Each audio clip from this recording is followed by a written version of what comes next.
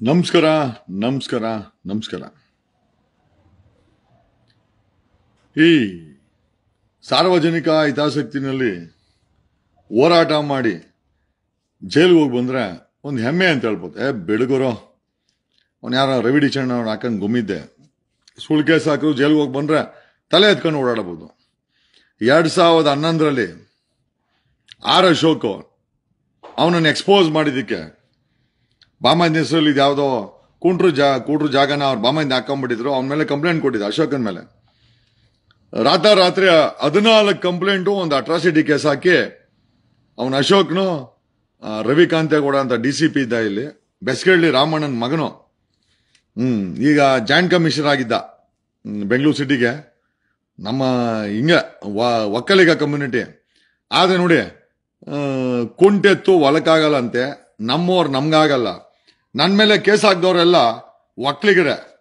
ಯಾಕೆ ವಿಚಾರ ಹೇಳ್ತಾ ಇದ್ದೀನಿ ಅಂತಂದ್ರೆ, ಅದೇ ಹೇಳ್ತೀನಲ್ಲ, ಕುಂಟೆತ್ತು ಹೊಲಕ್ಕೆ ಊನ ಅಂತೆ. ಅಂದ್ರೆ ಕುಂಟೆತ್ತಿದ್ರೆ ಅದಕ್ಕೂ ಹೊಲಕ್ಕೆ ಊನ ಅಂತೆ, ನಮ್ಮವರು ನಮ್ಗೂನ ಅಂತೆ. ನೋಡಿ, ನನ್ನನ್ನ ಈ ಮಟ್ಟಕ್ಕೆ ಕೇಸ್ ಹಾಕ್ದವರು, ನನ್ನನ್ನ ಪರೀಕ್ಷೆ ಮಾಡಿದವರೆಲ್ಲ ಒಕ್ಕಲಿಗರೇ. ಆದ್ರೆ ಅವರ ಊಹೆಗೂ ಮೀರಿ ಬೆಳೆದು ನಿಂತ್ಕೊಂಡಿದ್ದೀನಿ. ಅದು ಬೇರೆ ವಿಚಾರ, ಸೈಡಿಗಿರ್ಲಿ. ಒಂದು ವಿಚಾರ, ಬಿಗ್ ಬಾಸ್ ವಿಚಾರದಲ್ಲಿ ನೆನ್ನೆ ಯಾರೋ ನನ್ಗೊಂದು ವಿಡಿಯೋ ಕಳಿಸಿದ್ರು. ಅದ್ರಲ್ಲಿ ನೋಡಿದ್ರೆ ಬಿಗ್ ಬಾಸ್ ಸೀಸನ್ 11ನ ಮೋಕ್ಷಿತಾ ಪೈ ಅಂತಂದ್ರೆ ನನಗೆ ಗೊತ್ತಾದಂತ ಮಾಹಿತಿ ಏನಂತಂದ್ರೆ, ಮುಂಚೆ ಆಕೆ ಹೆಸರು ಐಶ್ವರ್ಯ ಪೈ ಅಂತ ಐತಂತೆ. ಮಂಗಳೂರಿಯನ್ಸು. ಅದೇನೋ BA ಮಾಡ್ಕೊಂಡು ಶ್ರೀನಗರದಲ್ಲೆಲ್ಲೋ ಜೀವನ ಮಾಡ್ತಾ ಇತ್ತಂತೆ. 2014ರ ಕತೆ ಇದು. ಇವತ್ತು 2024ರಲ್ಲಿ ಏನು ಮೋಕ್ಷಿತಾ ಪೈ ಅಂತ ಏನಿದ್ದಾಳೆ, her real name was Aishwarya Pai ಅಂತ ನಮ್ಗೆ ಮಾಹಿತಿ ಸಿಕ್ಕಿದೆ. ಇದೇ ಮೋಕ್ಷಿತಾ ಬಿಗ್ ಬಾಸ್ ಸೀಸನ್ 11ರ ಮೋಕ್ಷಿತಾ ಪೈ ಮಂಗಳೂರು ಹುಡುಗಿ. ಆಕೆ 2014ರಲ್ಲಿ ಮನೆಯಲ್ಲಿ ಯಾವುದೋ ಒಂದು ಮಗುಗೆ ಪಾಠ ಹೇಳ್ಕೊಡ್ತಾ ಇರ್ತಾಳೆ. ಓಕೆ, ಪವಿತ್ರ ಅನ್ನೋ ಹೆಣ್ಮಗಳಿಗೆ, 14 ವರ್ಷದ ಹೆಣ್ಮಗಳಿಗೆ ಪಾಠ ಹೇಳ್ಕೊಡ್ತಾ ಇರ್ತಾಳೆ. ಪಾಠ ಹೇಳ್ಕೊಡ್ಬೇಕಾದ್ರೆ ದುಡ್ಡಿನ ಆಸೆಗೆ ತನ್ನ ಸ್ನೇಹಿತ ನಾಗಭೂಷಣ್ ಜೊತೆ ಸೇರ್ಕೊಂಡು ಆ ಪಾಠ ಹೇಳ್ಕೊಡ್ತಾ ಇದ್ದಂತ ಟೀಚರ್ ಲೆಕ್ಕ ಹಾಕಳ್ರಿ. ಒಬ್ಬ ಟೀಚರ್ ಅಂತಂದ್ರೆ ದಾರಿ ತೋರಿಸ್ಬೇಕು. ಟೀಚರ್ ಅಂದ್ರೆ ಭವಿಷ್ಯದ ಕನಸನ್ನ ಕಾಣಿಸ್ಬೇಕು. ಟೀಚರ್ ಅಂತಂದ್ರೆ ನಾವು ಕೆಟ್ಟ ದಾರಿಲಿದ್ರೆ ಒಳ್ಳೆ ದಾರಿ ತರಬೇಕು. ಇದು ಒಬ್ಬ ಟೀಚರ್ ಕೆಲಸ. ಬಟ್ ಆದ್ರೆ Bigg Boss contestant Mokshitha Pai alias Aishwarya Pai ಏನಿದ್ದಾರೆ, ಈ ಪೈ ಅಂದ್ರೆ ನಂಗೆ ದಯಾನಂದ್ ಪೈ ಏನೋ, ಈ real estate baron Dayanand Pai ಜ್ಞಾಪಕ ಬಂದ ನಂಗೆ. ಏನಕ್ಕೆ ಈ ತರ ಆ ದುಡ್ಡಿಗೆ ಆಸೆ ಬಿದ್ದು ಈ ತರ ಮಾಡ್ಕೊಂತಾರೋ ದೇವ್ರಣ್ಣ ನಮ್ಗಂತೂ ಗೊತ್ತಿಲ್ಲ.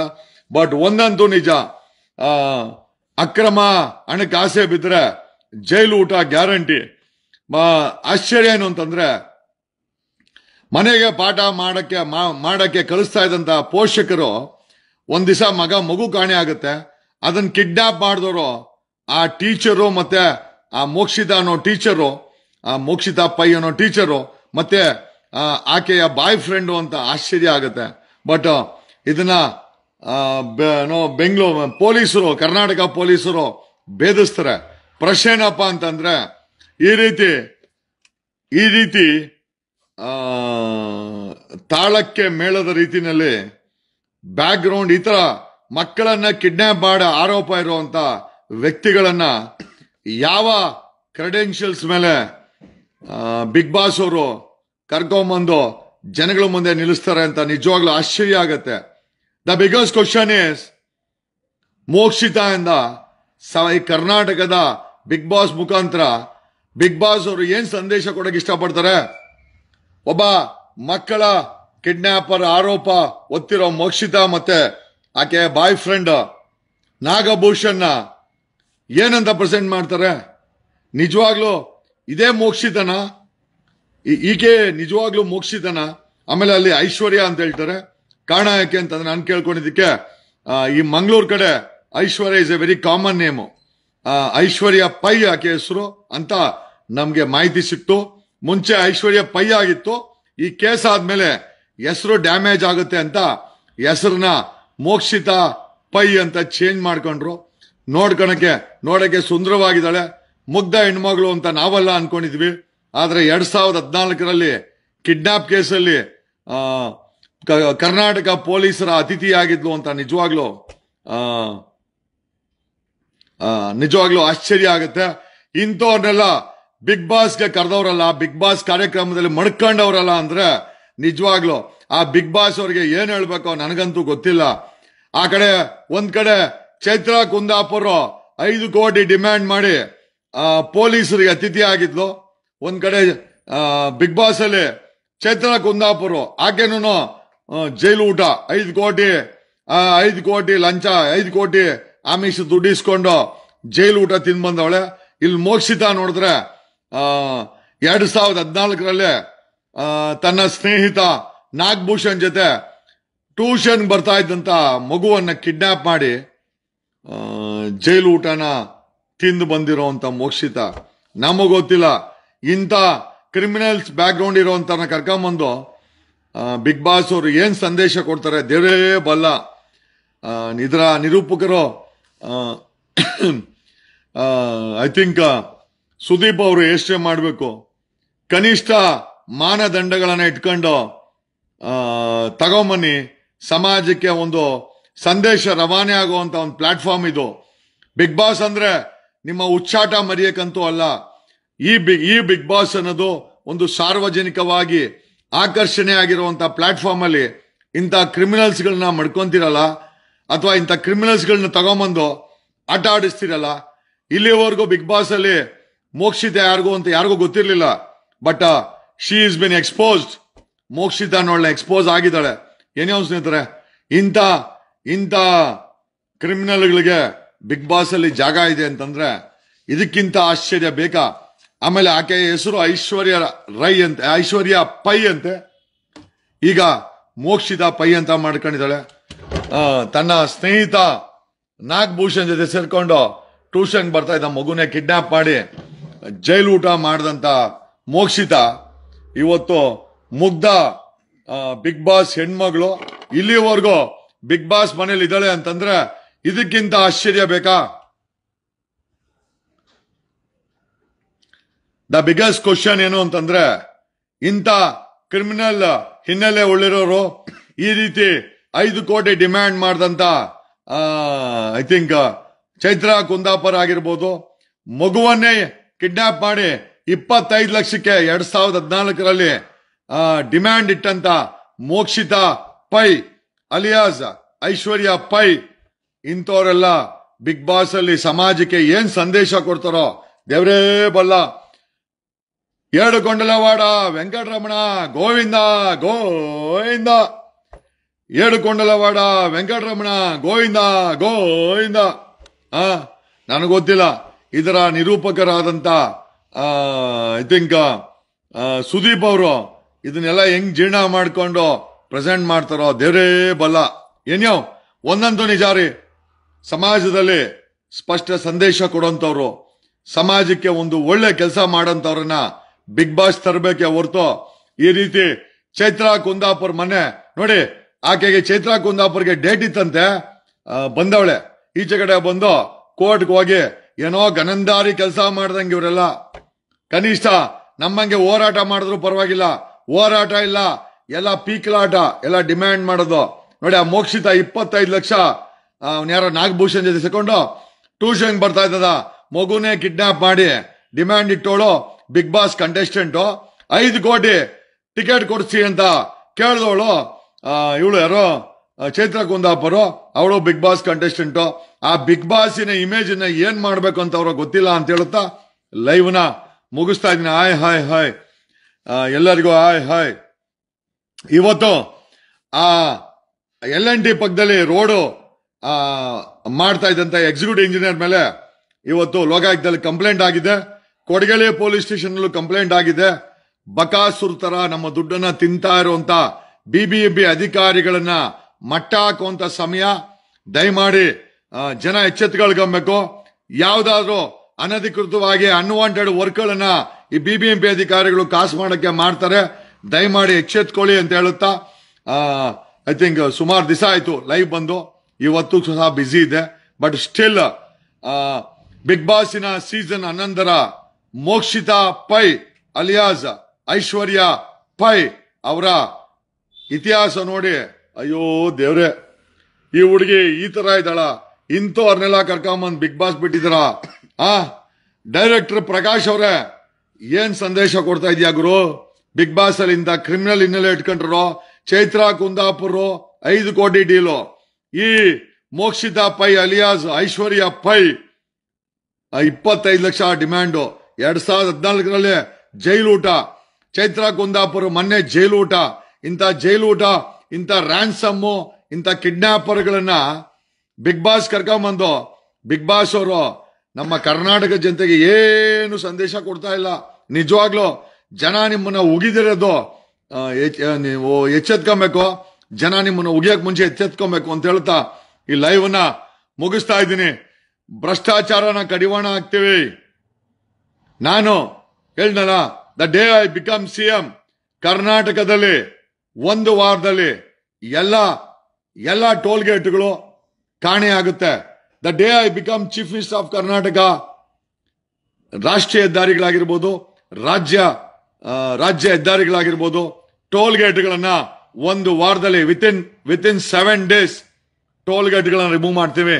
The day I become CM of Karnataka, I will remove, our government will remove the toll gates from national highways as well as state highways. ನೀವು ಟ್ಯಾಕ್ಸ್ ಕಟ್ಟುವಂತ ಈ ದೇಶದ ನಾಗರಿಕರು ನಿಮ್ಮ ಹತ್ರ ವಸೂಲಿ ಮಾಡುವಂತ ಕಾರ್ಯಕ್ರಮವನ್ನ ಖಂಡಿತ ನಾನು ಮಾಡಿಸಲ್ಲ. The day I become CM, the toll gates will be removed in Karnataka. This is my commitment to Karnataka.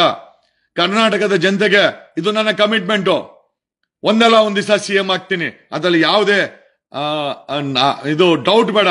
The day I become CM, 7 days ನಾನು ಮುಖ್ಯಮಂತ್ರಿ ಆದ 7 ದಿವಸದಲ್ಲಿ we will remove national highway toll. 1 toll gate ಇರಲ್ಲ, ₹1 ನೀವು ದುಡ್ಡನ್ನ ಆ ದಾರಿನಲ್ಲಿ ಓಡಾಡಕ್ಕೆ ಕಟ್ಟುವಂತ ಅವಶ್ಯಕತೆ ಇಲ್ಲ. In fact we will plant trees. National highway ಆಗಿರ್ಬೋದು, ಸ್ಟೇಟ್ ಹೈವೇ ಆಗಿರ್ಬೋದು, ಅಲ್ಲಿ ಬರುವಂತ ಪೊಲ್ಯೂಷನ್ ನ ಕಂಟ್ರೋಲ್ ಮಾಡಲಿಕ್ಕೆ ಅಕ್ಕಪಕ್ಕದಲ್ಲಿ state forest department will plant trees, ಮರಗಳನ್ನ ಪ್ಲಾಂಟ್ ಮಾಡ್ತದೆ ನಿಮ್ಮ ಆರೋಗ್ಯಕ್ಕೋಸ್ಕರ. We will ensure water, toilet, neatness, ಮತ್ತೆ ಒಂದು ಒಳ್ಳೆ scientific road, accident free road. ಆ ರೋಡ್ ಅಲ್ಲಿ cat eyes, street lights, patrolling vehicles. ನಿಮ್ಮ ಸೇಫ್ಟಿ ಇಂಪಾರ್ಟೆಂಟು. ನೀವು ಜೀವಂತವಾಗಿರ್ಬೇಕು.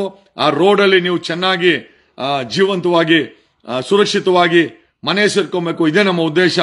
ಜೊತೆನಲ್ಲಿ it's not only that, the government will run a call centre. ನಿಮಗೆ ಬರಬೇಕಾದಂತ ಎಲ್ಲ ಸೇವೆಗಳು ಮನೆಗೆ ಬರುತ್ತೆ.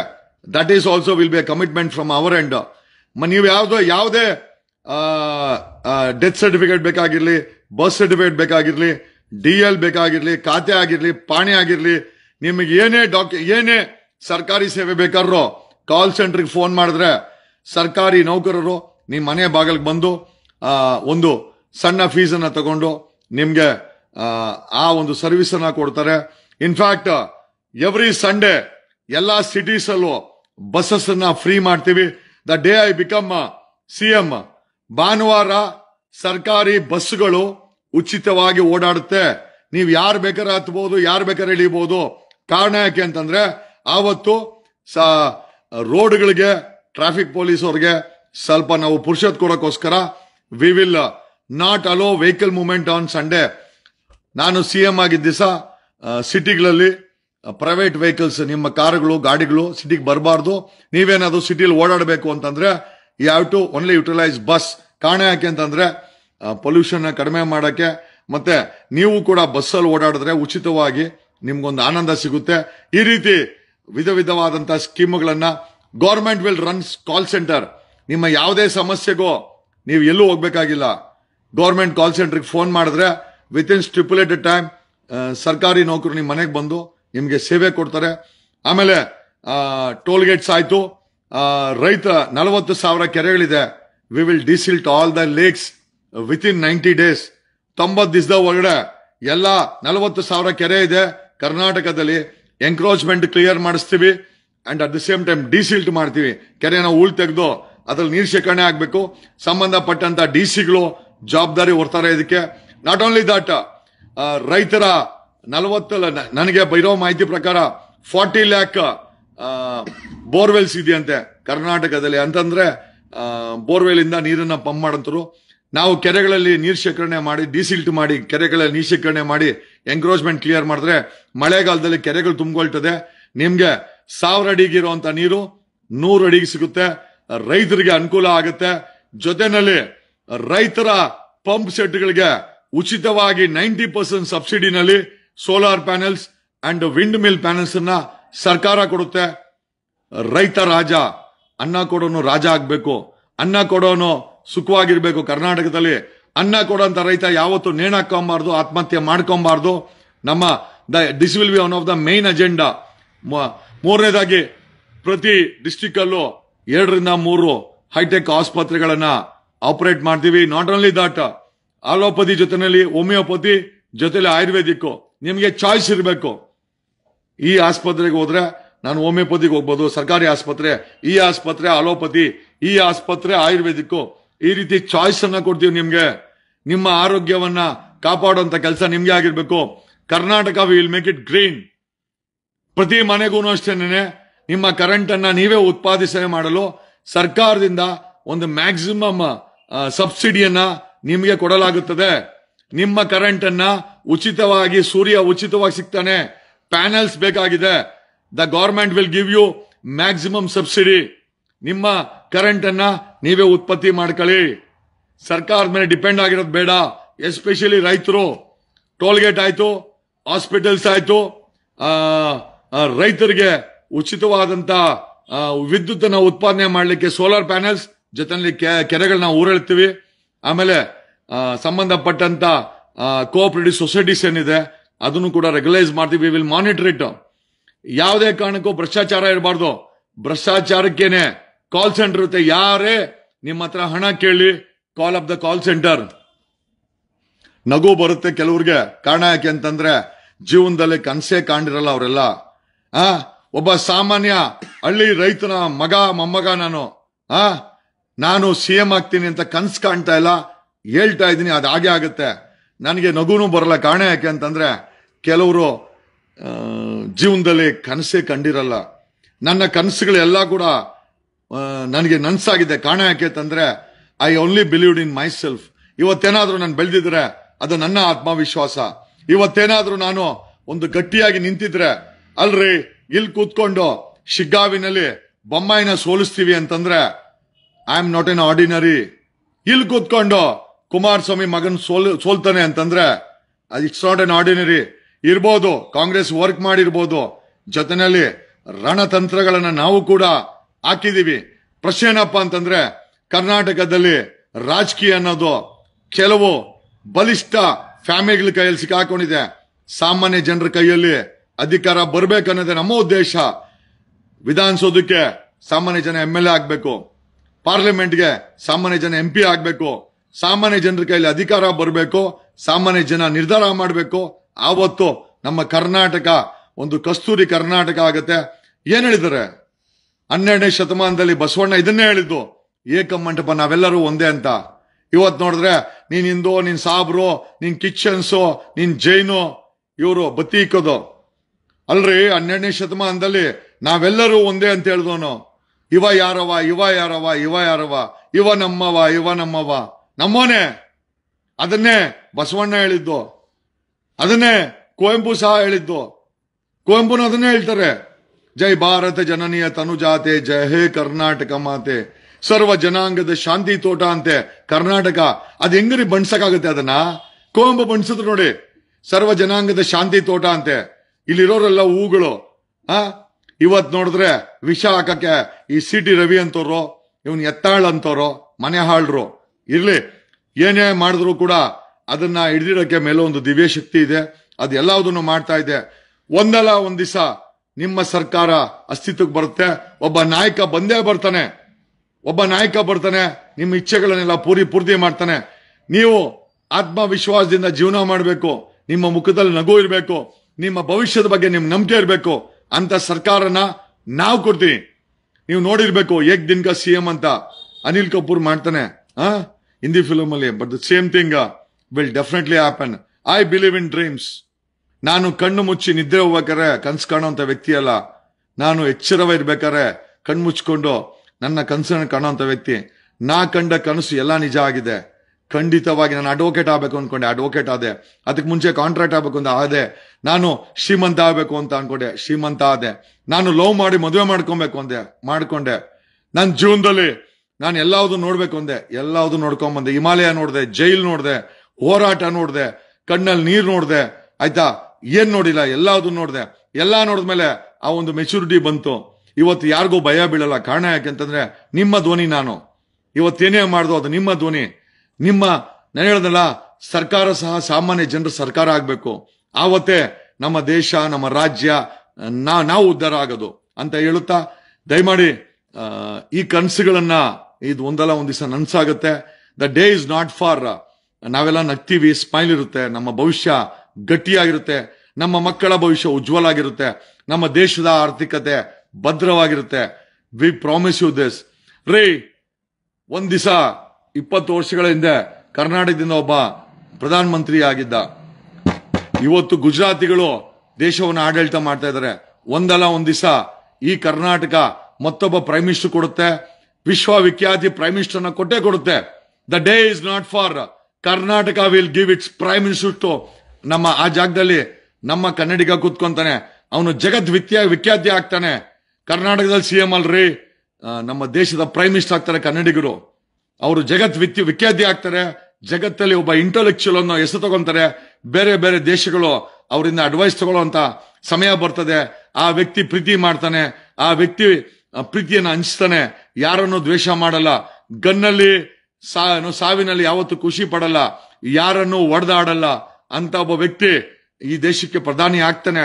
ಆ ದಿಸಗಳು ಅದು ಒಬ್ಬ ಕನ್ನಡಿಗನೇ ಆಗ್ತಾನೆ. ದಟ್ ಈಸ್ ಮೈ ಪ್ರಾಮಿಸ್ ಅಂತ ಹೇಳುತ್ತಾ ಈ ಲೈವ್ ಅನ್ನ ವಾಯ್ಸ್ ಕೇಳಿಸ್ತಿಲ್ಲ. Are you sure?